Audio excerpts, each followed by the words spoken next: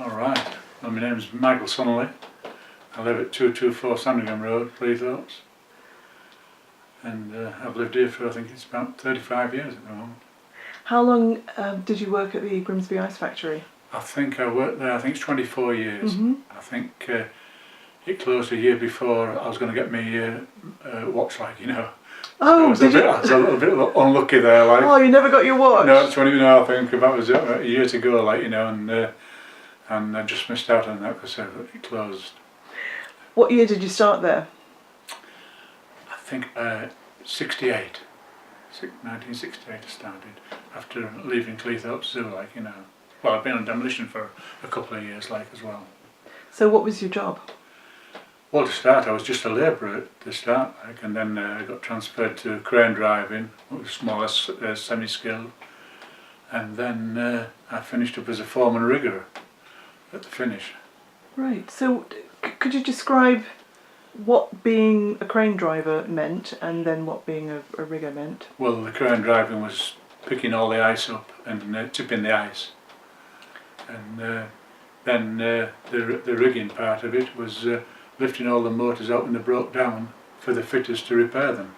All the motors out of the trucks? Well, no, this was the motors from inside the factory. Oh, right, yeah. Okay. Because at the time, Mr. Rogers, he was the gaffer there, he used to say to me and one or two lads who used to work with me, if you're walking around, Mike, I don't mind it, because I know the factory's running. And he was such a nice chap, like, you know, so if he saw me walking around, he was happy, like, you know. Yeah. So the crane you're talking about was those big cranes that went back and forth and, you know, tipped it out at the Yeah, the that's end. correct, yeah. That's what I worked on till I was asked to, well, go assistant foreman to start with. And then, of course, I come off cranes and went assistant foreman to Mr. Bill Smith, who was the foreman. But he only had a year to go before he retired, like, you know. Then Mr. Greenfield took over, and then Mr. Greenfield come to retirement, and then I took over from Mr. Greenfield as a foreman rigger for I think it was a couple of 2 or 3 years, like, you know, before it come to the end when it closed down. Could you just tell me where these engines were that you had to lift out? All around the factory, all the motors. Yeah. Conveyors, we did all the conveyors. Right, so they all had motors. Oh, everyone, yeah. Oh, and then, yeah. Yeah. That was it, yeah. That's why Mr. Rogers said, if we're walking around, because I walked by him 3 times one day, and he said, we seem to be going in ever decreasing circles, Michael, here. And then he went to see the manager, Mr. Matt Bain, because he was the top man, was Rogers. He was the man of the tugs, the exchange, Oh, right. the lumpers, everybody, like, you know. Yeah. Because he thought the world of the ice company. Because one day he was talking, he used to come up at Christmas and hand the cigars out and that. Because he used to have a big party at Christmas upstairs in the mess room. And he used to say, you can't beat the ice company, like, you know. He said, you don't give me any trouble like all the other companies do, like, you know. So he was the head of the Grimsby Exchange? Oh yeah, he was the top man, yeah, he was the top man. I mean, we had the manager, Mr. Matt Bain, which Mr. Sanderson took over when he retired. Right. You know, Mr. Sanderson. Yeah. Well, it was Mr. Matt Bain when I went there, like, you know, and asked me if I'd take the assistant foreman's job. And then when he retired, Mr. Sanderson took over. Yes. Yeah, and he's a great chap, he's Mike. So when you went there, it was already owned by the Grimsby Exchange, and they already had all these other. No, it was owned by Grimsby Ice Company. Oh, to begin with. Okay. Yeah, all the rest was separate companies, like, you know, the tugs, the exchange, the ice trimmers who trimmed the ice when we fired in the ships. So there's about 5 different companies, like, you know. Okay. So the ice company was on its own because all our gear, everybody would try to work at the ice company because it was such a good job. You got all your gear issued, but everything had GIC on it, like, you know. Right. Yeah, but it was a great company to work for. I mean, I've been lucky in my lifetime. I served my time building gliders, proper gliders, like, you know. And then after I served my time, I went to be a zookeeper at Flamingo Land. Yeah. And then after Flamingo Land, I got transferred to this zoo here. Well, I asked for it because I got more money. And that's how I finished up in Cleethorpes. And of course, till it was going downhill, like, you know, well, the manager said it will never pay, Michael. He said, because there's water out there, there's no population, there was no Umber Bridge, which it didn't pay, like, you know. So I got out, and that's when I went to the ice company. Yes. But out of all the jobs I've had, the ice company was, they really thought something about you. You know, I mean, it's a job and a half. A pleasure to go to work. There wasn't many mornings when you woke up and said, I don't want to go, like, you know, Yeah. after all those years. Yeah.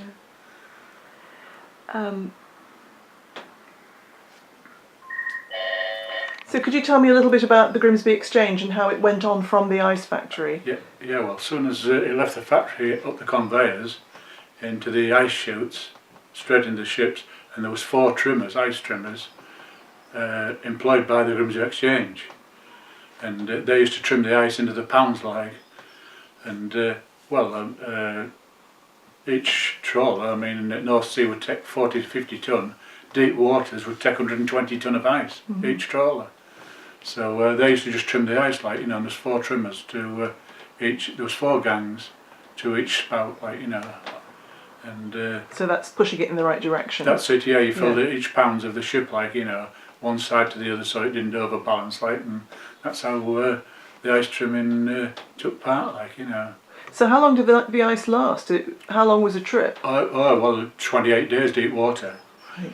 Because they used to say that the trawlers, after the ice company closed, and I was closing the factory, because it took me, I think it was nearly 6 months to close the factory, but they'd gone to the new ice factory around the north wall, which was real fine ice, but trawlers was coming knocking on our door saying, can we have 10 tonne of your ice, because this other ice is no good, it melts, because it was real flake ice. Oh, it was flake ice. And ours was lump ice. Yes. And they said, I said, I'm sorry.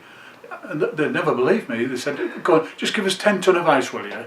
You know, that's all we want. I said, I can't give you 1 tonne of ice, never mind. I said, and sometimes I had to take them in the factory and show them that all the ice had turned to water, like, you know, they didn't believe me, but there was loads and loads came round later on and said that ice we've got round on the north wall is flake ice. Before we get to Sperm Point, it's all melted, you know. Yeah. So, and I used to say, they took some convincing, you know, I had no ice. But they went over to refrigerated trawlers eventually, didn't they? Or they already probably they had. Did later on, yeah, because I got transferred then to the Exchange when it closed down.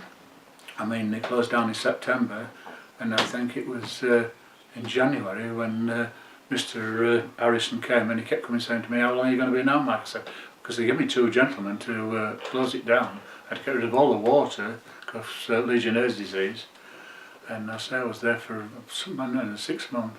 And then a few weeks, I said, there's about another 2 weeks, Mr. Harrison. I said, you know, I said, then that's it then. And he said, oh, you can still have your redundancy, Mike, like, you know. And he came to me, I think it was 2 days before, he said, would you like a transfer to the other department, Exchange? I said, well, I'm a rigger, what am I going to do around there? He said, well, a bit of this and a bit of that. He said, I'll tell you what, you come round there and see what you think to it. And if you don't like it, I'll still give you redundancy. So I went round, and I think he came to me about 6 months later, because I was doing a bit of everything, driving and that. And I think he said to me, are you going to stay then, Mike? I said, if it's alright with you, I will do me that, Mr. Harrison, like, you know. Oh, yeah.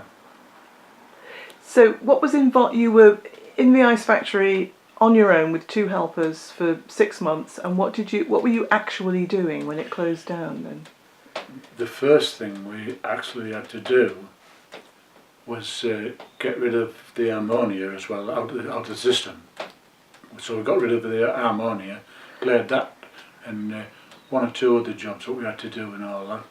But then we more or less thought after a few weeks, well, months it would be, that was the finish. But then the dock board come and said you can't leave the water because it's Legionnaire's disease. And I mean, when you think of the water what was in the ice company. Was it all in the basement? Well, it was in the basement, and all the tanks, right. and every pan, every ice pan, was all full of water. And I mean, when you think, well, I mean, thousands of pans, and now we're going to tip it, because when we tipped it once, we had to go back to the other end and fill the pans up. Of course, we couldn't, so we had to chop a hole in the bottom, and that's why it took us 6 months, like, you know, to do it. You had to chop a hole in the bottom of each pan? Each pan, yeah. I mean, you took my. the pans. I think there's 30-some pans to each thing, 36 sections, you know. So that's why it took us so long, like, you know. And where did the water go? It went. So say if you started at the top. I tipped the water out more or less, like, you know, and then knocked the holes in the pans while they were in the cradle. Right. So, and then took them back to the other end, of course, and filled them with brine water because the holes was there. Filled them with brine water, and then after that, because I mean, when you lift that floor, Yeah. it's just a giant just swimming all pool, there, yes. you know. So then I had to get rid of all that. After I got all the pans emptied, I had to get rid of all that. How did you do that? There's big suction drain pipes underneath, where you just turn it on like a tap, you know, and that's what we did. Big flange it was, 3-inch, 4-inch flange, and you just released it, and then it went, you know, into the footings like, yeah. Into the footings of the factory? In the factory, yeah. And where that's probably still full of water now, isn't it? Well, I should say it will be, yeah. Especially the extension will be, because every so many 6 weeks we had to pump that out, the fresh water in there, so that'll be right full, the extension will be full right up, you see. Right. But that was scrapped, was the extension, about 5 years before, because as soon as it got thrown out of Iceland with fishing, that part of the extension closed down, where that used to turn out, I think it's something like 400 tonne of ice, and that part they didn't need it anymore. So I went on that and a Sheffield firm, and we scrapped all that part of the part of the extension. All like that machinery. Yeah, all that machinery and all the pans and everything went for scrap, like, you know. So it's just an empty bill. I don't know if you've been in that part. Yes. Yeah, because it's just an empty floor, like, you know, all the tank and everything's gone. But underneath, there'll be a reservoir of water, is that what you're saying? Yeah. Yeah, but you used to have a pump, so presumably that can be done again. That can be no, pumped because out. what happened, when the auction came for the ice company, everything was sold off. Including the pump? The pump as well. Oh, right. Everything. All my rigging gear, I mean, my rigging shop was larger than this conservatory here, and it had every pair of pull lifts, you mentioned lifting gear and everything. I mean, the insurance chap used to come twice a year just to make sure it was all up to standard, like, you know. And well, it's a fantastic rigging shop. I mean, you couldn't believe it. I was short of nothing, like, you know. Billy, tell me what tools you had. Well, I had from this Colin here. Now we've been joined by Colin Powley, who used to be a driver at the ice factory. Colin, can you show me that photograph? Hold it up. Let's see if we can... Oh yeah, okay. So that's a row of Scammell trucks. That's right. Yeah, okay. Can you tell me about the trucks? Well, when I first started, there was petrol, and as the petrol started to increase, the management decided to have number 5 converted to electric to see how it run. And then they found out it was cheaper to run on electric. They bought the batteries, which was about £500 each side. What year was that?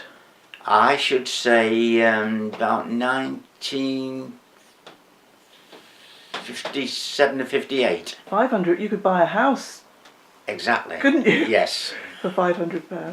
But the battery's supposed to last for about 5 years, but they got 10 or 12 years out of them. Wow. As the ice started going off a little bit, and one of the wagon's cells collapsed, they took one what wasn't using and replaced it with that one, so it would still carry on. So these were the 3-wheel Scammell These trucks? were the 3-wheel Scammels, yes. Yeah. Yes. And how long did they go on for? Because I think they had cement mixers later, didn't they? Yes, that's when I left. They went in, 79 I think the mixers come. Because I used to drive number 12, that was a diesel one, and it used to go in town. Well, with me having an heavy goods driving licence, I used to have to take it in town and bring the timber in for the joiner to make the ice kits. Right. But when and then when it was talking about bringing the cement mixers in, with the lads not driving, with the lads just been driving the electrics, they didn't have much room on gear, so I got a load of overtime teaching them. Yeah. You know. Yeah, yeah. But they weren't as good as the old Scammels. You could run one of the Scammel in them days, 7 and 6 in our money, 35 pence a day in our money. They used to have their own charges. Right. And they run really well. Yeah. So when you moved to cement mixers, are you saying that you went into town and put wood in the No, they didn't. The cement mixers couldn't go off the dock. Oh, okay. See, that's when I left. Oh, that's when you kept There was using only the Scammels number for 12, those. Yeah, right. the diesel, Yeah. what would go off the dock, and I used to drive that in the end, and I used to have to go to get the timber for the joiner's shop to make the ice kits and to the coopers, or any cement or sand what they wanted. I used to have to go and collect it because number 12 on number was 10 licensed. number It could go 12 off the Scammell. docks. Yeah. Yes. So how many Scammels were there altogether? 12. 12. Oh, okay. Yes. All right. There was 10 running and 2 spare. So what year did you start at the ice factory? Colin? 1953. Right. So Yes. It after the war, so it was, yeah, was a just different. be coming up. Yeah. It was a lovely place to work. So- Like Michael said, it was a happy place to work. Mhm. You know, everybody got on with each other, and the ice. Well, I mean, I can remember one day we was that busy, we run out of ice. They emptied all the coal stores, all the tanks, and we had to. When the ice was lifted and run on the platform, they used to send the crane back, put fresh water in, lower it under the ground to start freezing again, and it used to take 24 hours to freeze it time it got in that end and got out. But we was that short, there was lifting it up before it was frozen, so Really? they called it shells. Oh, And you could see straight through them. Yeah. You could see straight through them. yeah. That's how bad it was then. Right. Yes, Yeah. it was really That was good. in the 50s. That was in the 50s. when it was really busy Really on the busy, docks. yes, Yeah. yes. Yeah. Because we used to have big ships coming from the slipway, what wanted perhaps 160, 170 ton put in her before she could go out to sea again, like, you know. And they'd come up all the way to the pontoon, and the chutes would. That's Yeah. right. The shields used to go over the road, didn't they, Michael? That's it, yeah. And then it used to drop down into the ship hole from the what do they call them? Conveyors. Conveyors, thank you. Conveyor. Yeah, through the conveyors, and then you should drop down in the ship's hole. You know. Were you there when they had the old conveyor? Didn't they replace the conveyors at one Oh, yeah. time? Yes, What we year- used to in the 50s. They had a conveyor going across the road, but it was a worm, what used to go round like Right. this. Yep. And sometimes it used to get stuck, and they used to send the heavy gang in with little shovels, shoveling it off like this, Yeah, you know. yeah. And all of a sudden, they had a big, what used to go up in the air, the conveyor, with a big chain, and it used to just go round like this. And there used to be a man putting the blocks of ice on the chain, and as it was reaching the top, it used to get to the top, and then it used to run down. And they used to call it number 1 house. It used to be like a shed, something like this. Yeah. And there used to be a man on a brake. Yeah. Now when he saw this ice flowing towards him, he had to pull this on to slow it down to hit the crusher. And if he missed, bang! Oh, It my. used to shake like this, you know. Really? Yeah, because they had the crushers actually on the conveyor, didn't they? That's right. Yeah, Yes, yeah. yes, they did. I mean, when I was there on the top floor, they used to lift 200 weight blocks, and then they decided to make them bigger. They made them 300 and a third, wasn't it? Yeah, The ice Yeah, blocks. 7 blocks to the ton. That's right. Yeah. Oh, all right. 72 ton. What? 70 Yeah, ton. yeah. 13 ton to Yeah. 13 blocks to 2 ton. Ton, Wasn't yeah. it? That's how they used to work Yeah, it that's out. Okay. yeah, And yeah. that was that on the? That was on the top top? floor. All Yeah. right. Bottom floor was 2,500 weight blocks. Right. 8 blocks to the ton. Smaller Okay. blocks, weren't they? Yeah, Right, okay. yeah, Yeah. yeah. It's, So those ice crushers that are in there now, were they not there when they had the old conveyors then? no, No. no, No. Michael. Well, no, The ones they were- inside? No, because it was block ice, you see, because they used to call it the Joe Beckett, didn't they? Yeah, It was a boxer, and when it used to get to the top, it used to punch it, didn't it? yeah, And, Right. Okay. and of course they altered it completely, didn't they, after from them screw things. yes. When they made, when they first did the big blocks, the 300 weight blocks, they made what we used to call a Tommy, or what you put the ice on with. They had a big hammer put on the side of it, so when you put it on, you had to run alongside and then smash it in Yeah. half, so it go in because the crushers weren't very big. Small. And then, Oh, then okay. they decided to make the crusher bigger, Oh. so the blocks Yeah. just fell in. Yes. You know. Yeah. Yes, it was a good job. It was a good laugh, wasn't it? Yeah, it We was, used to yeah. get some wrong sometimes, but didn't we? Laugh a minute, wasn't it? There was, if you don't mind me telling you, there's one day, No. because I mean, when I started there, I was a ticket lad. When the wagons come up for tonnage, I used to have to ask how much they wanted, and then they used to tell me what they wanted. Then I used to see me charge hand and tell him. And then there's one day when the buzzer rings for the trawler to be iced up, the undercharge hand said to me, "Switch everything over, Colin." So I said, "All right, Jack." So there's a chain there. You switched it over like that, so it went to ships. Oh. So if anybody come on the outside and tried to stop it, they couldn't because it was going over there. So I started that. I started the crusher going, and I said, "Everything." He said, "Everything right, Colin?" I said, "Yeah, off you go." And about 2 or 3 minutes later, the buzzer went. It was going buzz, buzz, buzz, buzz, buzz. And he said, "Have you started icing that ship up yet?" And he said, "Yeah, we've been doing it about 5 minutes." He said, "We've got about 7 ton." He said, "Well, there's not coming out here." I hadn't started the crusher up. It was all going. It was all going in the crusher. Yeah. Oh no, sorry. I apologise. I hadn't started the buckets up to lift it. Oh. The crusher was going, but it was all going down in the foundations. Oh no. And instead of the buckets going round, I hadn't started them. Yeah. I'd done everything else except them. You know. Just look at this photograph here of Colin here with his wagon one day. If you didn't have a smash up or a bendy wagon, you got, was it £25 at the end of the year? I always got top bonus. But Colin come under one day. Well, he'd been shot, you see, on the back. What was the 36 kit on the back? No, 40 mine. 40 on the back. Well, Colin being smallish, Yeah. he couldn't reach the back end. So I stood on the ice stage there. Everybody wore clogs. Yeah. And he said to me, "Can you pull the wagon up, Mike, so I can reach the back end?" I said, "Yeah." Of course, I got in the wagon and one of my clogs stuck on the floor. And looking where it went, and I hit the side of the wall. He went, "Oh, you just lost my bone." I says, "Oh, I'm so sorry." Yeah, you used to get bonus twice a year for looking after him. Yeah. Yeah, we did, yeah. Oh, it's Yeah. comical, wasn't it? Yeah. You seen his face when I hit the side of the wall. I went pale, didn't I? Didn't you? Yeah. I thought, oh, my bonus is going. Yeah. Oh, yeah. So was that a big bonus compared to how much you earned? Can you remember how much you earned in 1953 when you went? Me, Yeah. £2.8. Oh right. £2.8. Yeah. Because I worked at Ross Group for the first 6 months, and I thought, I'm going to try to find a better job. And one of the men what delivered our ice then to us, he said, "There's a ticket lad wanted on our job." He said, "It's not a bad little job for you if you go." So I went and saw the secretary. He used to have a big high collar then, a big high collar. Mm-hmm. What was And his name? Mr. J.H. White. Okay. He was the secretary. He used to have his name on the bottom of the wagon, Secretary J.H. White. Right.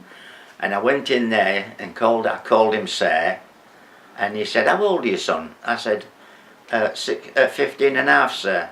So he said, "Well, these jobs are for a 15-year-old because you come on a man's pay at 18.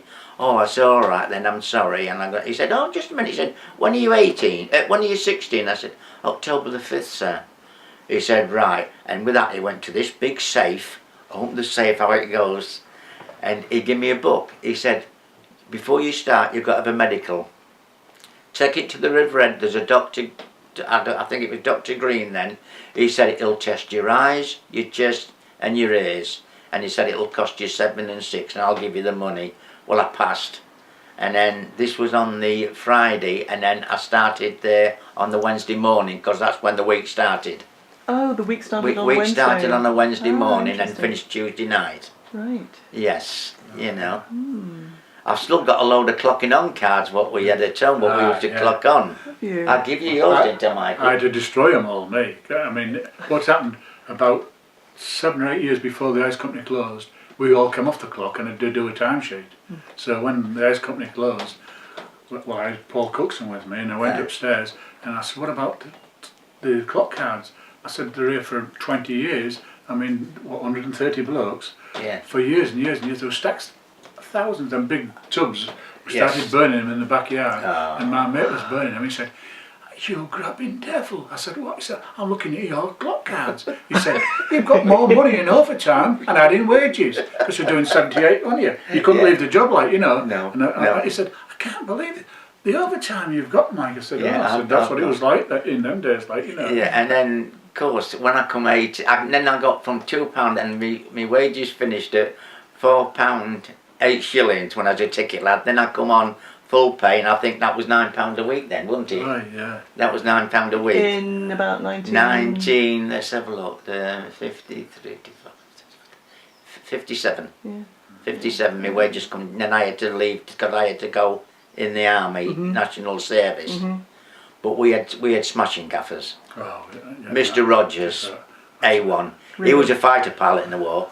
Okay. Yeah, he was a smashing So man. was he the general manager? He was the general manager. Right. Mr. Fleming was there when I first went. Was that Mr. But was that the old Mr. Fleming or the young Mr. Fleming? It was the young Mr. Fleming. Okay. That was, so was that was his nephew? I think it's either his nephew or his son. Okay. And then the chief engineer then was Mr. Shaw, Mr. Len Shaw. He was nice as well. Then I told that Matt Bryan took after That's right. And she's met Mike Mike. Sanderson. Yeah. And then But like Colin said, it was like Tom Brown's school days. When he went in the office, there were all sort of high chairs Yeah. and desks. But if Mr. Whedon, it was all sir and all this. Yeah, like it Colin. was, it And was. If you wanted some money to deposit on a house or a car, you could walk in there. You'd have to make an appointment, Yeah. and they'd give you an appointment, and they always call you your surname. Yeah. Mr. Powley, come in. yes. And if you want to borrow, well, hundreds of pounds then, Yeah, won't it? yeah. For, what do you want it for, so and so? Yeah, and well, right, or then if you'd Yeah. like to come in here on Friday, your cheque will be here. Yeah. And you hadn't to pay any interest on it, did you? No. You know. Wasn't no, that great? it was Yeah. brilliant. Yeah. It was. Yeah. It was brilliant. It really was. So they really did treat you well. Yes, Oh, I yes, just said, yeah. yes.